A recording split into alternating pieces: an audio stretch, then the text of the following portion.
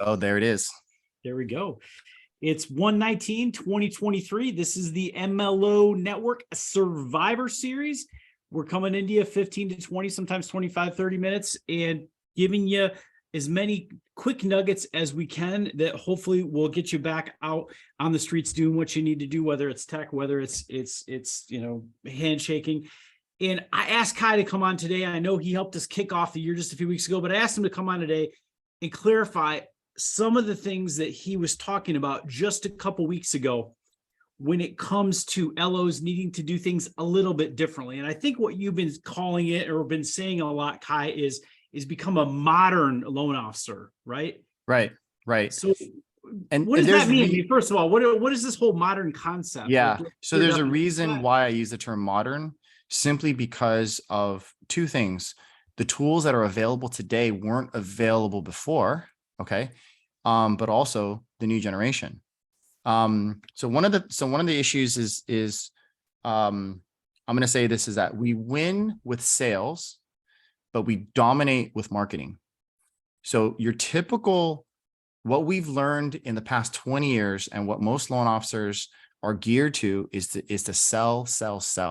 It's sell yourself to borrowers, sell yourself to realtors, sell yourself to everybody possible. And most of the conventional wisdom is, how many people can I reach out to? How many people can I introduce myself to? How many meetings can I get?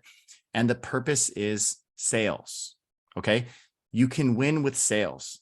Definitely you can win with sales. You can do 50 units a year. You could do 100 units a year. You could do 300 units a year. You could do 400 units a year with sales, but you dominate with marketing. When you do good marketing, you start at 100 units and you go to 200, 300, 400, 500. I know producers that did 600 personal units last year, 400 personal units last year. If you ever look at loan officers that do 1,000 personal units, is because they do marketing. Now, I know what a lot of you are thinking. Well, shit, I don't need to do that many units. I just want to do 50 or something units. But it's because you have this limited mindset, because what you've been taught is selling. Okay. And the thing about selling, and the difference between selling and marketing, is that selling always starts at the number one, because you sell 1% at a time, then you go to number two, and you go to number three. So you're always building this way. With marketing, you take the reverse approach. You start with marketing to 5,000 people, right? And you try to get that 5,000 people down to 500, down to 50, down to the one. So you start with a broader reach. Now, I know a lot of people say, well, do I want to really go with broader reach because I don't want to work with everybody? Exactly. If you don't want to work with everybody, the best way to do it is to have a broader reach. So you have more people coming to you and approaching you, wanting to work with you. So now you can pick and choose, right? Mike, wouldn't you agree that you can be pickier? Like, let's say rate shoppers. We all hate rate shoppers, right? But if you're dealing with one borrower at a time, and you don't know when the next one's going to come, you may take the rate shopper. But if you had 10 people a day, you know what? Screw those 3 rate shoppers, because I got the other 7. You see what I'm saying? Well, so it reminds me of the LO mindset in 2020, because right. 2020, the LOs were like, oh, heck with that guy. He's rate shopping me. I've got 12 other people to talk to. That's a perfect analogy, because in the refi boom, you got so many people coming. Listen, here's the thing about the refi boom. The refi boom is, I'm going to call that automatic marketing. Like, media just marketed for us. So the phones are just ringing off the hook because the media marketed to us. Most of you could have done 200 units a year, but you didn't, because number one, you didn't have the processes for it. But number two, you probably got a little picky and choosy. So you said, you know, instead of doing 200 a year, I'm going to do 80 or 100 units a year. But see, that's what happens when marketing is phenomenal, right? You get to pick and choose. Even realtors, if you have big marketing where dozens and hundreds of realtors want to work with you, then you get to pick and choose. But if you come from a sales point of view, you have to meet people one at a time, and you have to vet them, and you have to beg for their business. How can you really be picky and choosy, right? So if you want to go deep, you can go deeper better by casting a wider net, so that you can eliminate that. And I have a way to illustrate that, if we're going to share a screen really quickly. Do it. Yeah. Okay. So what happens with most people is that we have one-on-one sales here. Okay. Now, one-on-one sales is whether it's reaching out usually to referral partners, realtors, borrowers, whatever else. And so what happens is that there's only so much one-on-one that you can do. Or you say to yourself, well, where am I going to get my one-on-one from? Maybe I have to create a list, or maybe I have to go after. So at some point in time, you're not going to go after one-on-one. You're going to kind of go to like the next level, which is like 50 to 1, because maybe you're going to create a list of your top 50 agents, or maybe you're going to do a class, right? Like a lot of people promote classes, like you do classes. Let's do a 51 class. So it's kind of like you start here, you try to sell, and you realize, oh, I'm not getting enough traction. So then you go this way, so then you're going to sit here for a while, and then new ideas come up. Oh, maybe if I start like a Facebook group, you know what I mean? You start an agent mastermind Facebook group or community Facebook group. So then we're going this way, right? And then you realize, oh crap, maybe I should have everything in a database and do this way, right? So what's happening is you have this sales mentality. You're starting at the number 1, and you go 2 until you get to 50, right? And then you go 51 until you get to 200. Then you go 201. Well, here's the reality. This is a funnel. Okay. This is a funnel. This is how salespeople think. Salespeople work upstream. Marketing people work downstream. Marketing people say, you know what? I'm going to start at 1,000. I'm going to get a list of 1,000 realtors, and I'm going to drip value to them. And I'm going to get them to engage with me, and I'm going to get them just to know like what my expertise is. And I'm going to provide them value, how to help with their business. And then from there, from 1,000 people, I can invite 200 people, let's say, to a Facebook group. Because it's much easier to get 200 people from a Facebook group if you've been marketing to 1,000, 2,000 people from the very beginning. Does that make sense? Because now it's just a subset of that. And then from there, you can invite 200 people to a mastermind class. Because a lot of people are like, well, how do I fill up a class of 50 people? Well, it's a lot when you're going upstream. But if you were marketing to 1,000, heck, 5,000 realtors, 5,000 borrowers, it's not hard to get 1% of them to come to a class, right? I mean, look at MLO Net. MLO Net is 11,000 people. That's marketing. If there's 50 people on today's call, because you put in an announcement out that's going to go to 11,000 people, what are the chances that 50 people are going to be on the Survivor Series? Pretty high, because your starting number is 11,000. You nailed it. This is exactly, it's almost Right? exactly the number. I got 36 watching the webinar. I got about 15 to 20 watching us live. Right. So then you go to a class. After the class, you follow up with everybody in the class one-on-one. So the reason why there's not consistency in your business, the reason why a lot of you can't go big, is because you don't start big. You start from the number 1, and you got to work your way up. It reminds me of a Tony Hawk interview. Everybody knows Tony Hawk. And he was being interviewed, and he said, hey, Tony, when you were a pioneer of like these big tricks, was it more of like a mental obstacle or a physical obstacle? Like, was it actually harder physically to do all these tricks, or was it harder mentally? And he goes, you know what? It's a mental game. It's a mental game. I mean, it's like the guy that, it took like 50 years for a guy to break the 6-minute mile. And after he did, like 15 people did it the next year, because it's like the mental block. But here's what he said. He said, the thing about pros is that, let's say a pro skateboarder can do a 10-foot high jump, right? So as an amateur, you see him do a 10-foot high jump. So you're like, well, I can only jump two feet high, man. So all you see is that gap of 8 feet between you and the pro. And you think, well, let me try to get from 2 to 3 feet, or let me try to get from 3 feet to 4 feet. And it takes you forever because you can't get up to 10 feet like a pro, right? Well, you know what another pro thinks? Another pro watches a pro and he's like, oh, he does 10 feet. Okay. How fast was he going and what was his trajectory? Because I'm going to mimic that, because I'm going to try to hit 10 feet from the very beginning. And maybe he only hits 5 feet, maybe he hits 7 feet, but he's going at the pace of hitting 10 feet, right? And then Tony goes, see, the thing about me is when I see a pro hit 10 feet, I change the trajectory and I try to hit 12. And if I try to hit 12, the worst thing that I do is hit 10, or I might hit 12. So the thing is that, like, I know originators that did in this 2022 market over 500 units a year. It's because they started big here. Hang on a second. They started big here, which gets them down to here. If you're reaching out to thousands of realtors, thousands of borrowers from the very beginning, and you're dripping them down, it's not that hard to do 50 units a year. It's not that hard to do 100 units a year, because you're starting bigger. It's always hard to do it the other way. And the other thing about it is this is another example. So the reason why I call it modern is, okay, so I look at old school versus new school. So this is like old school over here. This is new school over here. And up here, this is the top producer, and this is a low producer. So old school is about sales. And the reason why it's old school, because listen, a lot of people are going to say, well, marketing's been around for a long time. But have the tools been available as today? Think about it this way. Back in our day, Mike, because we're kind of old guys, we would buy things because we would see them on television commercials, right? Mhm. But how much does it cost if you wanted to create like a mortgage television commercial? It costs a shit ton of money. But you know what? People don't watch TV today. What they watch is they watch this. They watch their phone. This is television today. People buy off of influence from social media because their friends talk about it, because they saw an ad, because it's trending, just the internet. How many hours do people spend on this phone? 5 hours a day? It's a Oh, it'll lot, tell you at the end of the day, you just spent 8 hours in your phone. I mean, your phone literally right? tells you. Yeah. So this is the new television. And so people ask me about social media presence. Social media presence is having a free commercial on television that people watch 5 hours a day. Think about that.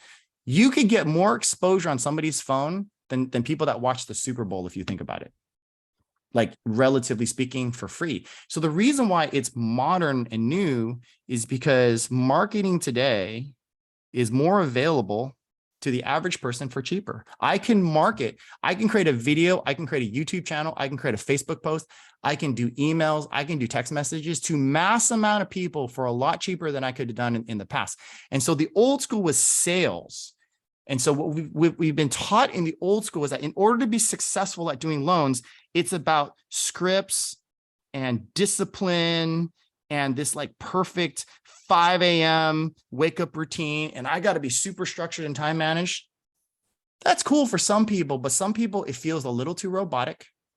It feels a little bit too stressful, you know, and a low producer, let's just say that they, you know, they're just lazy at that, right? They're lazy at sales because they can't be that disciplined. They're like non-disciplined. Sorry for my scribble. I write like a doctor, right? No, I got people asking me left and right where you get this software. They love it. They want it for themselves. Oh, this is an iPad Pro.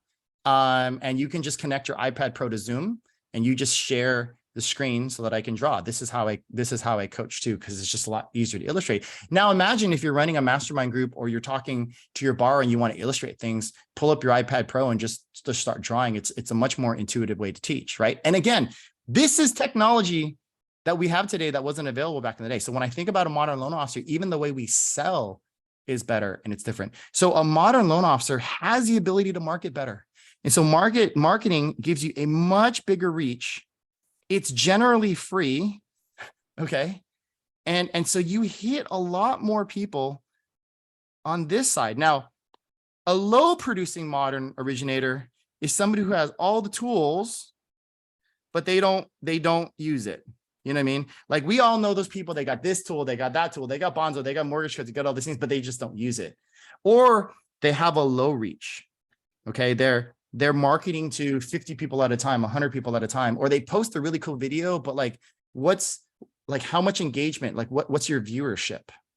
Okay. I got two specific things I want to dive into, and I hope I don't throw you off track too much here, but Yep.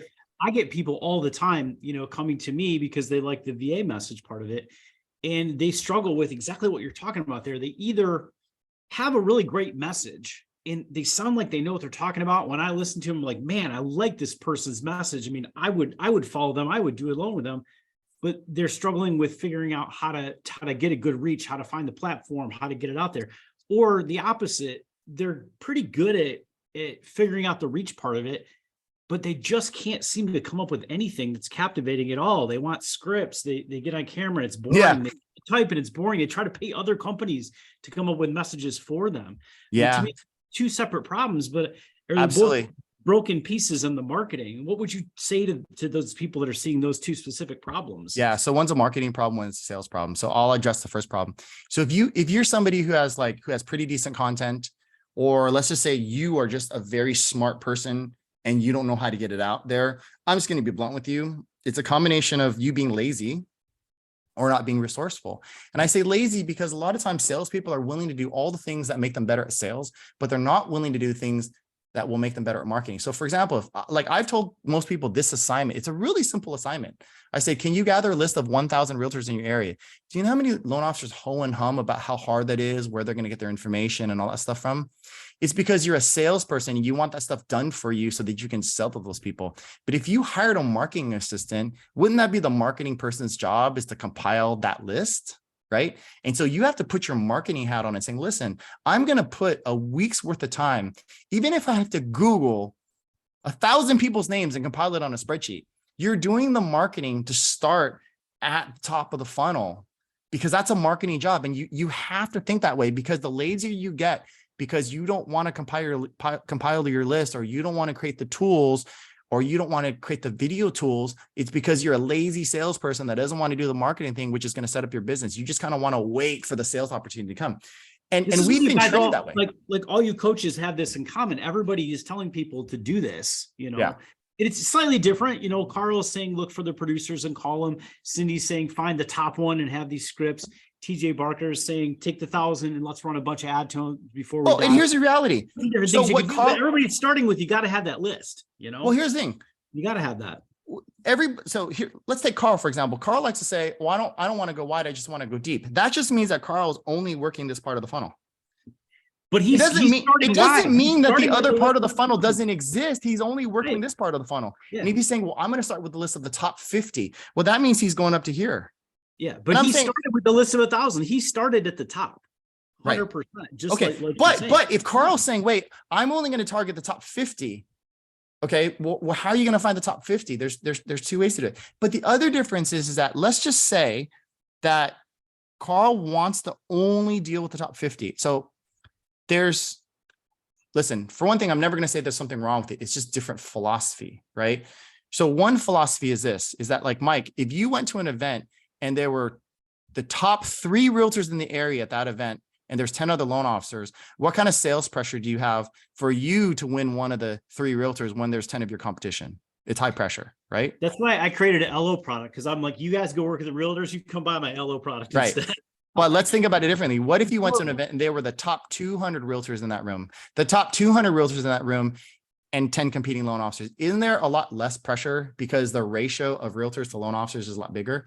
So this is how a salesperson thinks. A salesperson says, how do I go to events where there's more realtors? And they sit around and they try to find events. And if there's not events, they just sit around and go, there's no events. This is how a marketer thinks. How do I create an event that attracts 200 top realtors so that I can put myself in a better position, right? And so the problem with going deep, or the problem with targeting, is it puts more pressure on sales because you're going one at a time. More marketing, bigger reach puts less pressure on sales. The other thing is that marketing also creates an attraction mechanism, because if I'm showing value to a ton of realtors, the ones that want to work with me will come to me. Here's the other problem about like targeting sometimes. Sometimes you want to target not necessarily the people that do a lot of production, but you want to target realtors that like to work with you and they're professional and they're easy to work with. How do you target that? How do you know, right? You can target the top 10 that are doing production, but 8 of them might be assholes, which is why they're in the top 10. But when you target big and you will attract people that think like you, that work like you. So it's easier actually to find people that are more like you, what the traction marketing is, than trying to target. That's why I don't do sales. You don't see me calling people up and saying, would you like coaching? Would you like coaching? Because there are a lot of uncoachable people. But what I do is I do things like this. And then people that want to learn things like this, they'll come to me. If you don't want to learn this and you don't like what I say, you ain't going to call me. And that's how marketing works. Hearing me say, Khai, like I've been trying to figure out what my personal specialty is. My personal specialty is education and knowledge-based marketing, where I put a message out there that says clearly, like, hey, I think the status quo for VA loans in my county, in my state, and in the country is not what I'd like it to be. So I'm doing everything possible to change that. If you're a realtor or if you're a veteran, whether you work with me or not, I want you to listen to me, because here's some things that you need to know.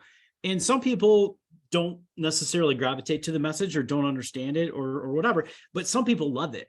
And Yeah. those are the people that reach out, and those are the people that I push down the funnel because my message is very specific, Yep. very specific. And I know that these Survivor Series aren't too long, so I'll say one last thing. It's also the scaling issue, because a lot of people are in markets where you've kind of felt like you've maxed out your market. There's some markets like Salt Lake City. It's so saturated with loan officers and not enough business. And so if you're a loan officer, you need to be licensed in like 5 other states, because it's not like we're locked to like having to do lock boxes and having to physically go to properties. You can lend in 5 different states. And so lending in 5 different states means marketing. I have a client that I work with. She did 350 units last year, only 80 in her state and 50 in 5 other subsequent states. So she's averaged only 50 in 5 states, but it's because she can market remotely. And people always say, well, how do you meet somebody out of state? You're thinking like a salesperson, because a salesperson is thinking like, I got to go and have a meeting instead of coffee appointment with them out of state. How do I do it? No, you got to think like a marketing person. You start with the list of 500 to 1,000 loan officers in that state. You start marketing to them. You start dripping your value. You start dripping your everything that you know. You're not selling to them at all. Before you know it, everybody knows who you are. Then you pull them down the funnel and you say, hey, now that you know who I am, let's just say it's VA. I've got a special VA group that you can learn more about VA. It's in a Facebook group. Then from there, you say, hey, I got a class happening. And then now I'm going to call you. That's how you break into different states. You start by marketing the state and you drip them down to the different levels. That's how you break into states. Marketing is because I don't coach like you as much, but people ask me to. And I had a one-on-one conversation with my good friend Nick Palmer in Arizona yesterday. And I was telling him exactly this, bro. I'm like, dude, even if you don't have someone show up to your class, I want you to have a class every single month, because now you have something to talk about when you're calling this list of agents that you went out and bought. And he did exactly that, because he's been following you and he's got the list of agents and he's trying to invite him. He's like, oh, my first class is only going to be 5. I'm like, that doesn't matter, Nick. How many calls did you make? How many agents did you talk to? He's like 400. And I'm like, how many liked you? He's like 100. I'm like, awesome, dude. You're moving right down to the point where people are going to remember you. I know a top producer that did 600 units last year. She's actually going to be one of my coaches. And what she did was, her goal her first year was to meet 2 realtors a week, not to sell them, but just to meet them, because you're doing these one-on-one sales here. And if they don't do business with you, you're just putting them into your marketing list that you're going to drip them and they're eventually going to come back. And I'll tell you one other reason why marketing is really, really important. Why sales is why there's sales limitations is because I have a client who just changed companies, and in his city, he had 2 listing agents turn down his offers because they didn't recognize his company. And I said, that's a marketing issue. If you would have marketed to all 2,000 people in your town of Tennessee, then everybody's going to know your name. Even if they're not a buyer's agent, you want every listing agent to know your name, because when the market flips and when we're back to 20 offers per property, you want every listing agent to know your name, so you have the highest chance of winning a property in a competitive market. And you can only accomplish that with marketing, not sales, because you're not going to have a coffee with all 5,000 realtors, but you can market all 5,000 realtors. Here's the other thing with marketing that's different too. Marketing is scalable. For me to sell, for me to do twice as much sales, I have to literally do twice as much work. But for me to market to twice as many people, it's the same email, the same video, the same post to double amount of people. Marketing scales, sales doesn't. And again, I'm not taking away the importance of sales. But what I'm saying is that marketing wins, but sales dominates, because you just started at a bigger level. If the originator that did 600 units, it's like, when you started a list of 20,000 people, now do you see how she can do 500, 600 units? I mean, like it's even here, MLO net, there's 11,000 people. If I said to the series that we had with Cindy, me, Carl, and Scott, you had what, 400 people on that? Anybody we got up to like 340, 350, and then we had over. It's easy to get 340, 350 because your top list started at 11,000. See what I'm saying? So how many years did you build it? And you said, Khai, I don't know what I'm doing, but if I build it, it will come. And one day you built it to over 10,000. I'm like, dude, you can have all the 100-person seminars that you need. You know, and you and I have talked about this many times. Like, you got to stay consistent to your message. You got to stay consistent to being cool. You got to stay consistent to, reminding people that you're there to help them. All this stuff I do here applies to my standard business with real estate agents. And, it's the kind of thing I like to see LOs on my team and LOs all over the country do as well, is build bigger lists, get really clear with your messaging. And don't worry so much about laser focusing one sale, because if you lost that one sale, what do you got? If that's all you got, I mean, dude, you should have a big list of people that want to talk to you every single day, right? Yep. So I go deeper into this. I'm doing a 3-part webinar series. I call it Evolve or Die, because you need to evolve into this. So the other reason why we do this is reason why we call it Evolve or Die is that the reality of it is that today's user, today's buyer, millennials are 40 years old now, right? Today's realtor, today's borrower is a millennial Gen Z. People are already taking applications for Gen Z, the 25, 26-year-olds that are buying homes, 27-year-olds that are buying homes. They're doing everything visually. They're on social. They're going to rate shop you because they're going to go on the internet. And if you're not using modern tools, using modern technology to reach out to them, and I'm going to tell you this, forget about the bars, but what about your competition? Every 32-year-old, 33-year-old realtor and loan officer that I know, the first thing they're putting up an Instagram account, because they know the importance of marketing. Think about that for a second. Every brand new loan officer that's young, they're immediately social media, because that's their first reach. And most of them are saying, oh yeah, I got a couple leads from social media. Like, that's your competition. And if you're not evolving, you're going to die. If you want to continue to only, and I'm talking to the old generation, if you want to continue to only work with the boomers and Gen X, that's cool until you kind of die off. But the buying generation, the realtor generation now is the younger generation that's doing it this way. And you have to connect with them a lot differently. And we have the tools to do it. You just have to make that transition into this type of mindset. That's what you're competing against. I love it. And see, there we go. We hit the half an hour. We teased everybody a lot, Yep. but I think we gave some great stuff, and I'm excited too, because I have a call later today and you just gave me some great ideas for our call over in VMA. But yeah, lots of examples of why marketing does this. I mean, if you're sitting there and you're saying to yourself, how do I do at least, listen, I know we talk about big numbers, but some of you are like, man, Khai, how do I do at least 60 units? Trust me when I say, if you start off with a list of 1,000 realtors and you invite a couple hundred of them to a Facebook group, and then you invite like 20, 30 at a time to your mastermind groups, you're going to do 60 units. And if you're licensed in multiple states, you just have to cast a wider net from the top, and you have to embrace all the tools that are available today, which many of them are free, and creating marketing presence. That's how you win big today. The ones that aren't free aren't even that expensive either. Oh, I know, right? You're doing something cool. I mean, yeah, exactly. I mean, you're not talking about thousands of dollars that we used to do. So this is why I say it's a modern loan originator, because never before did we have the marketing tools at the price and the reach that we had today, that we can truly do marketing without spending thousands and millions of dollars in TV commercials and radio stations, ads and things like that. Because back in the day, marketing was really expensive. I had to do like a big mail drop. I had to do like a radio show. I had to do all that crap. Dude, I've told this story on camera before. Like, I used to go drop 5,000 postcards at the General Motors Renaissance Center in downtown Detroit, because I worked for GMAC. Yeah.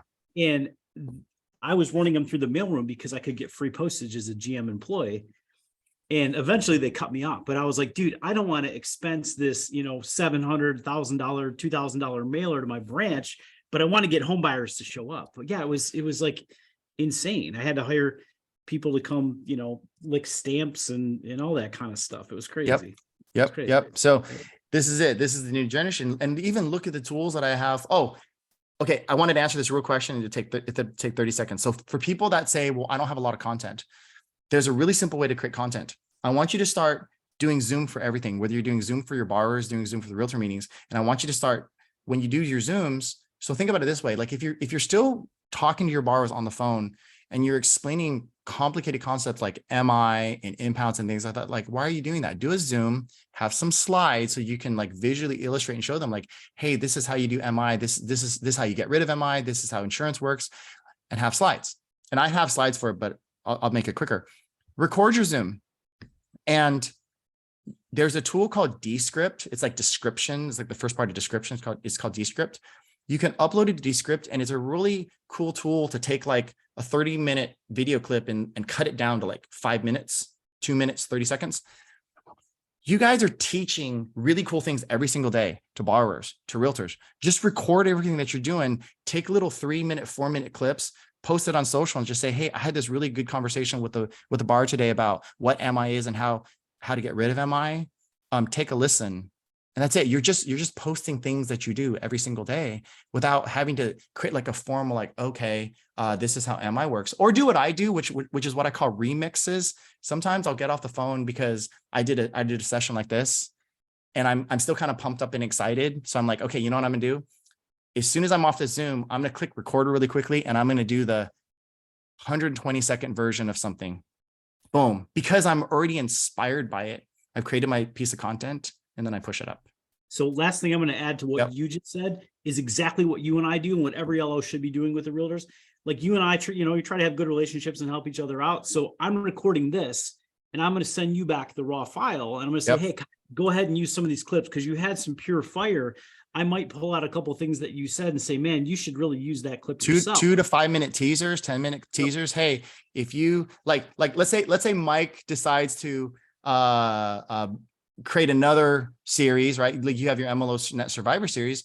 Mike, if I were you, I would take this Zoom, I would pull out a 5-minute clip and say, join our next Survivor series. Here's what we talked about on the last one. Do a 30-second teaser. And it's just going to be me all talking, all fired up and saying, we had a lot of energy with Khai. We can't wait till the next one. And you're just constantly creating inspiration and energy, because marketing people, the greatest marketers will record everything and reuse content for content all day long.